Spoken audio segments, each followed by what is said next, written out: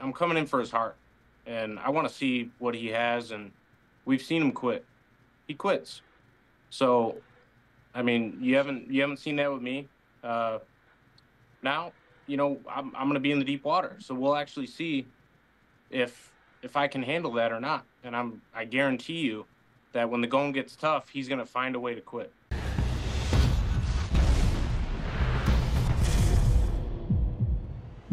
Welcome into the Big Fight Breakdown here on ProBox TV. Download the ProBox TV app. Never fall behind in your boxing news. When it comes to this big fight, well, one time you're undefeated looking for the big fight, and the other time somebody else is undefeated looking for you as the big fight. That's how the roles have reversed. That's right. It is Caleb Plant versus Trevor Mccumby on the same card as Canelo Alvarez. That's right, September 14th. We were able to catch up with both fighters, but first it was the, challenger in Trevor Mccumby who is getting the opportunity for the first big fight of his career. We asked him if perhaps Caleb Plant is ready to be taken.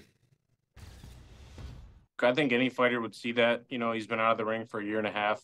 You know, he got beat down twice, and I said in my call out interview to him, I said, I respect that. I do, and I don't know, he took that the wrong way, but it's I'm coming in for his heart, and I want to see what he has, and we've seen him quit. He quits. So, I mean, you haven't seen that with me. Now, I'm going to be in the deep water, so we'll actually see if I can handle that or not. And I guarantee you that when the going gets tough, he's going to find a way to quit. When you look at this fight, a question I have for you about it is this idea that, as Paulie says, you're fighting the right guy at the right time, but also this idea that there's the fight and then there's the moment. There's everything that goes around the fight. A lot of people, they have trouble with the big lights, the press conferences, the news attention, everything like that. You've already had a press conference with Caleb Plant. How has it felt being on stage with him, being part of this whole media circus around this fight? How has it felt? Has it been intimidating? Has it been exciting? What's it been like? It's been really exciting. I was really happy to be up in Beverly Hills. I actually have never been up there, so that was pretty cool. But being around all the media, all the people, it was really cool. I'd say like some of his fans and stuff, they're coming at me like, going on my wife's page, like, death threats, this and that. It's some of the guys, I don't know, it's just kind of silly because a lot of these guys are sitting on the couch eating potatoes or potato chips and, drinking beer. And they're like, oh, screw this guy. Like this one guy told me, if I see you, it's on site and this and that. And it's like, all right, whatever, man. But it's been a lot of fun. I'm really excited for this huge event and, all the fighters on the card. It's amazing, man. I can't wait. Now let's talk about fighters. Okay, so yeah, we're talking about the event, talking about the field, Beverly Hills, the press conference, the lights. How did you feel being around Caleb Plant? Because we all know, all of us fighters know, when you're around a guy, you feel a certain kind of aura. You get to feel a certain way. You get that feeling in your gut, like it's about that time. How was it being around Caleb? And was it different than you expected?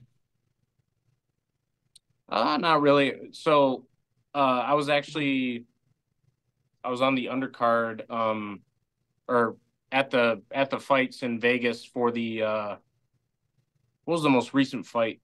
PBC card. It was the Tank Davis fight. Little to be known, I didn't know that he was squabbling with Ryan like all day, and I came up behind him and I go, "Yo, Plant," or whatever, and he didn't say anything because everybody was saying stuff, and I go, "Yo, it's Mccumby," and he turned around and you could tell he was livid, he was mad. But every time I see him, he's mad. He's always just like got something going on inside, and I call him emotional Caleb Plant. Like, I don't know what his deal is. Just be yourself. Like, I don't know why he's always mean mugging somebody or like trying to fight somebody. Like he mentioned uh what's his name? Charlo pulling his beard. And that was one time, but I mean, if if it was just that one time, I mean, he's, smacking Canelo or trying to smack Canelo, and like he's always trying to get in altercations. It's like, dude, you're 32 years old. Like, you know, whenever I go out, I never have any issues with anybody. That's just the way I am. I don't instigate stuff. If somebody disrespects me, you best believe like I'm gonna handle business. But yeah, I don't know. So I think he's got a lot of emotions, and he's worried about a lot of other stuff. He's worried about Berlanga, and he's worried about you know being best friends with Canelo, and uh, I'm not worried about anything else besides getting to plan, and I'm gonna get to him, and I'm taking his heart. Do you think that's a lot of distractions as far as when you talk about all this stuff? Do you think he needs that to motivate himself? How do you read that? Because yeah, you're right. I mean, he's had shouting matches and issues with Charlo and Ryan Garcia. Obviously, now the fight's coming up with you.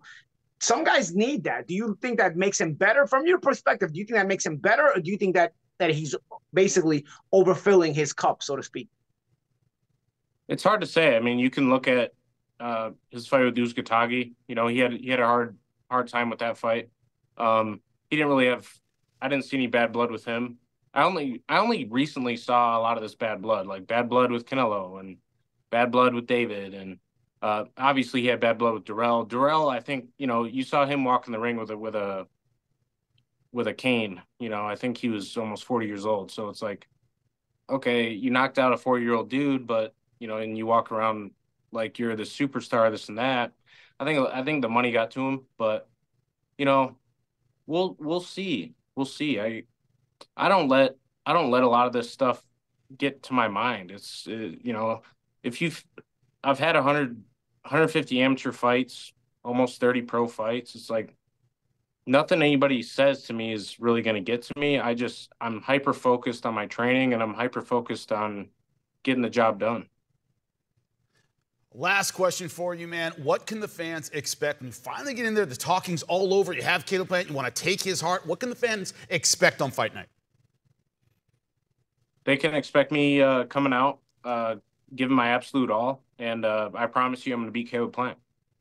Well, the biggest opportunity of his career, Trevor Mccumby. You see the stats there, undefeated, 28-0, 21 knockouts. But we couldn't let him say his piece without, of course, talking to his opponent, Caleb Plant. First thing we asked him, of course, how is your big fight experience going to be the difference?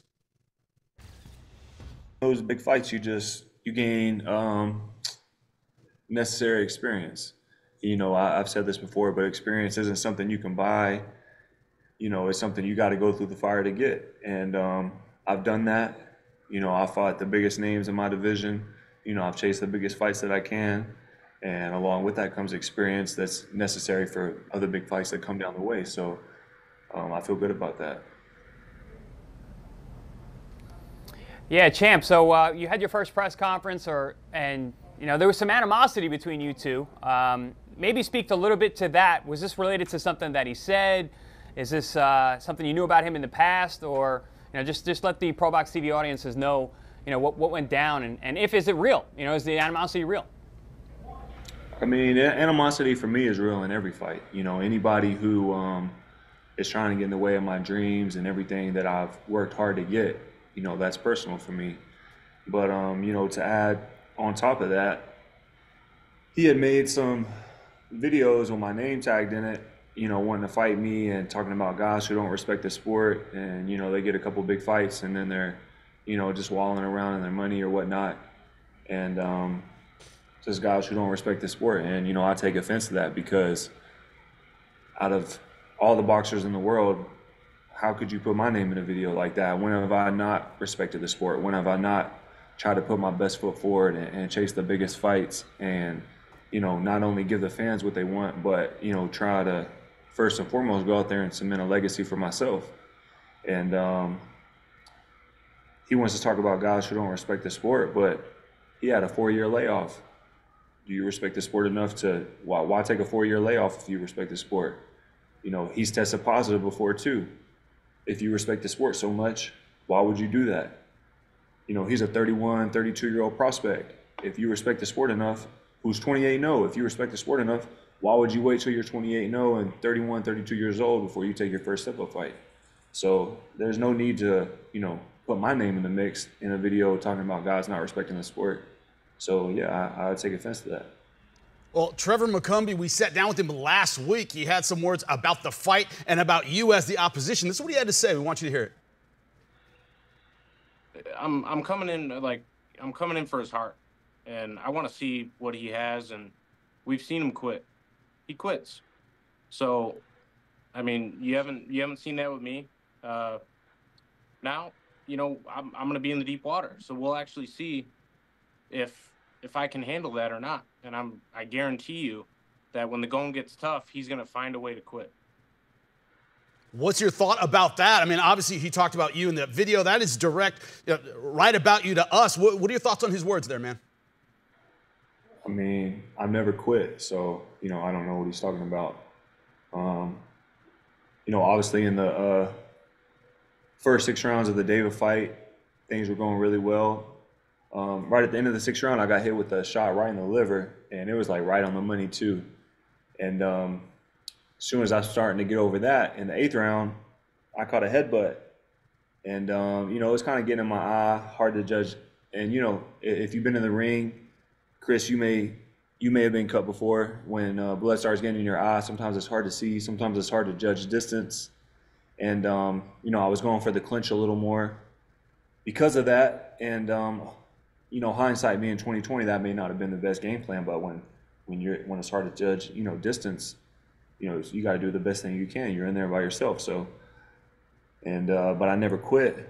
And I don't know where he's getting that from. But guarantee you on September 14th, I bet he quits. I bet you that. Champ, whenever we do press conferences, the first time we get in front of a man, you get face to face with somebody, you're eye to eye, you can smell their breath. You get an aura about that fighter. Did you catch anything when you were around Trevor for that first time? Oh yeah, he had some stutterish in his voice, and he sounded nervous. Yeah, he sounded nervous for sure. And people may think it's nothing, but you can tell a lot when you look into a man's eyes. You can tell a lot when you get up there and you have a stare down.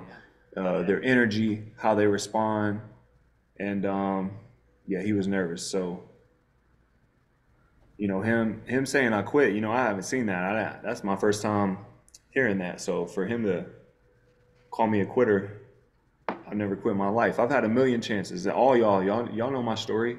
Y'all know what I've had to go through to get here. Y'all know the trials that I've had to fight through to get here, and I'm no victim of that. Clearly, that's why we're on the call right now together.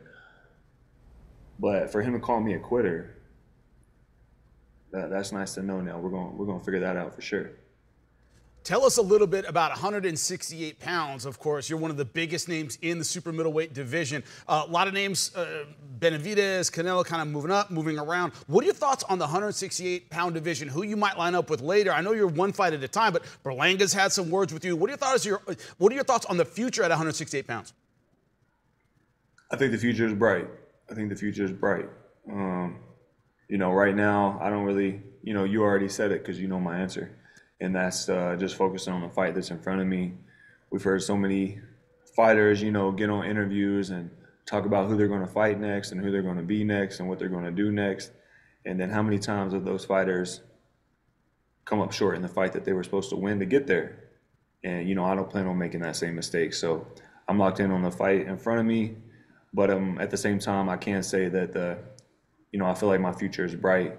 I feel like there's more than a handful of good fights out there to be made, and we can move forward on those plans. After we handle business, September 14th. Yeah, Champ. I know you're focused on this fight. You're in camp. You're right there. Jimmy mentioned Berlanga. Being someone you've been in the ring with Canelo Alvarez, how do you see that fight panning out with Edgar Berlanga and Canelo Alvarez? I think he gets stopped midway through 8th round, something like that.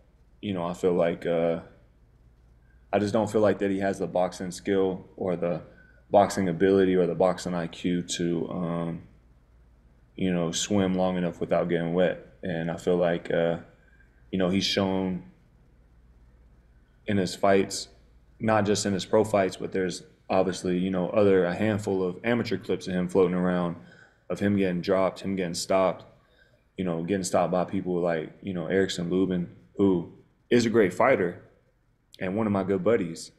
But at the same time, you know, he's a 154 pounder. And then, you know, also other clips of him floating around, of him getting dropped and stopped too. So, you know, I don't think his chin is up to date on what it needs to be for fighting a guy like Canelo. We talk about your big fight experience, but September 14th, Mexican Independence Day, huge card in Las Vegas. What are your thoughts on being a part of that environment, the Super Bowl of boxing? What does that mean to you at this point in your career? It means a lot. And, you know, I get a lot of love from the Latino community, boxing community. And so I think that I'll be feeling, you know, right at home on September 14th. And I'm excited to be part of a big show. I think I bring a lot to the table when it comes to this boxing thing, you know, whether it be my skills, my heart, my athleticism. So it's going to be a fun night. And Champ, you said obviously we never look past a man, but you said the future is bright. Is Caleb Plant going to be busier moving forward? Because we miss you in the ring, Champ. We're happy that you're back, and we want to see you back in there. What are the any talks of plans past this fight? Yeah, I mean, the goal is to be busier. You know, I'm sure every fighter in the world wishes he could be busier. So I like to focus on the things that I can focus on, and the things that I can control, and that's, you know, how I come into camp, the shape I'm in, the weight that I'm at, you know, my boxing ability when I get to camp, and just controlling the things that I can, and that's what happens in the ring. So I leave the rest to my team. They've done a great job thus far. You know, I feel like I'm one of the biggest names in boxing. So, but yeah, the plan is to be busier moving forward, and we've talked about that, and I feel like we're all on the same page about that. Well, you heard it. Both fighters promised an amazing fight. It's so far beyond the numbers. See, not a whole lot of difference in the age. The experience, roughly the same number of fights. But the big fight experience of Caleb Plant, the gigantic difference in this one comes September 14th. And now back in studio here at the Big Fight Breakdown, Jimmy Smith in studio, joined via Zoom by the champ, Chris Algieri, and of course, coach of champions, Teddy Atlas. So, Chris, that slow burn from Caleb Plant about he's going to take my heart took him a few minutes to realize kind of the implications and get really upset. What do you think about that side of it, the mental side between these two gentlemen? Yeah, very interesting that, you know, we caught that interaction that, you know, that Caleb Plant had never heard Mccumby say those things about him. So that was a very real, visceral response from Caleb Plant, you know, saying, oh, I never heard he called me a quitter. I never quit. I don't know what he's talking about. Yeah, we're going to work that out. You know, that's very indicative of the mindset of Caleb Plant. And I think Caleb Plant's one of those guys. He has to get his head into the space.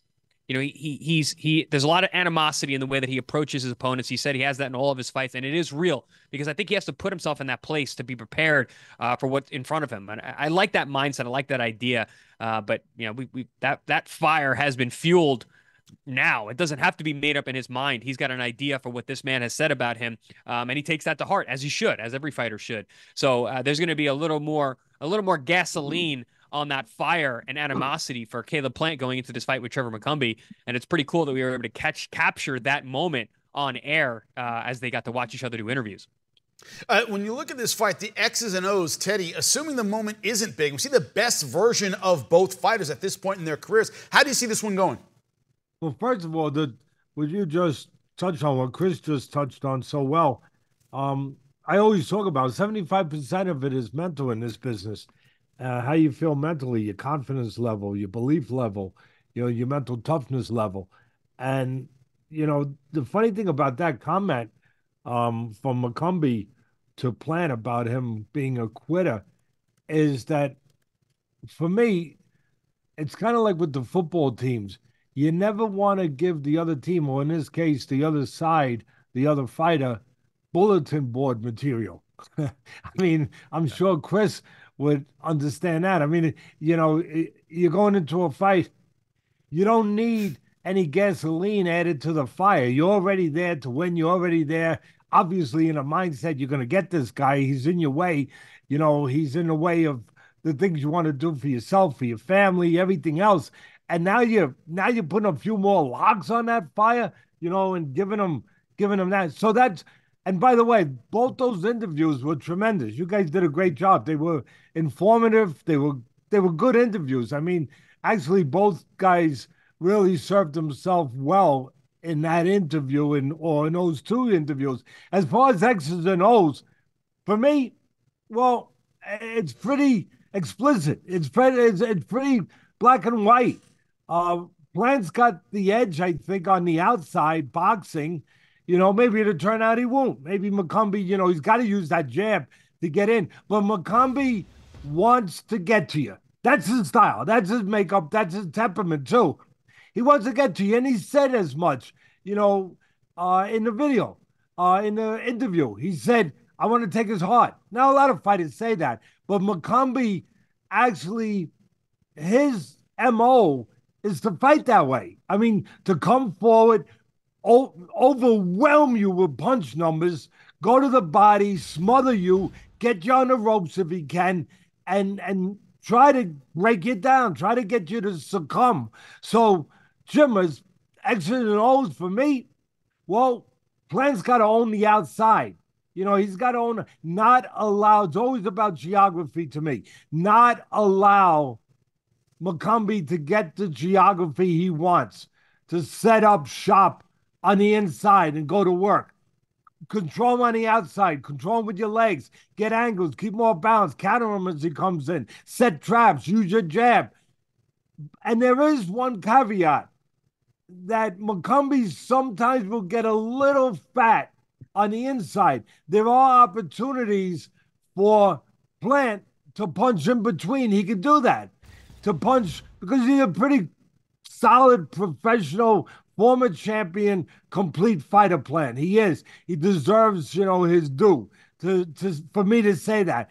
And on the inside, he would have an opportunity, he's shown it before, to punch inside with short punches inside of some of the, the fatter punches, maybe in spots of Mccumby. But for the most part, if I'm heading up the team with Plant, I'm saying, hey, let's make them pay a price on the outside. Let's keep them on the outside, keep them uncomfortable as much as we can in those waters. And of course, if I'm on a team of Mccumby, I'm saying, hey, work your way in. Don't take damage on the way in, obviously, as best you can. But get in there and then make them have to have a crowbar to get you out of there.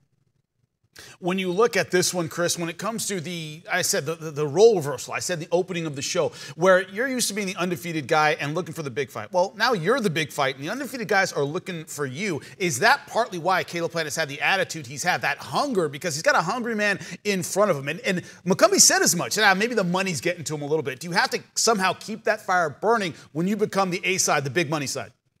Yeah, absolutely. And I think that's what I was alluding to when I was talking about that animosity and that getting to that place where it seems like Caleb Plant needs to be up here and in his heart in terms of creating an enemy visage of his opponents. And to your point, Teddy, the logs were put on that fire by Mccumby.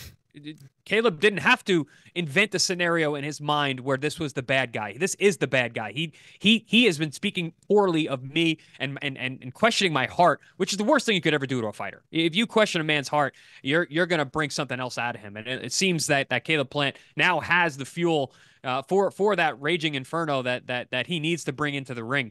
And when you look at this fight, I think, Teddy, you have made so many great points. Obviously, you've got the eye, with decades of experience at the highest level. When you look at this fight on paper, you got Caleb Plant, right? He's the boxer. And then you've got Trevor Mccumby. He's the banger. So we got that classic banger boxer matchup. But if you look past those numbers, I used to train with Trevor 12 years ago at Robert Garcia's camp when he was a highly touted top-ranked prospect, very good junior amateur champion, very, very good skills. I mean, he was the main sparring partner for Kelly Pavlik back then. He can box too. He's got a lot of experience, a lot of skills at the amateur level, and obviously he's got almost 30 pro fights. But also when you look at Caleb Plant, he's the kind of guy, if he sees an opportunity to hurt you, he will, and he'll look to finish you. He has some good knockouts on his record. I think of the Anthony Durrell KO, which Trevor mentioned that's him being 40 years old, but still, he still iced him with a beautiful fundamental shot of a double left hook that put Durrell out for the count, which had never been done.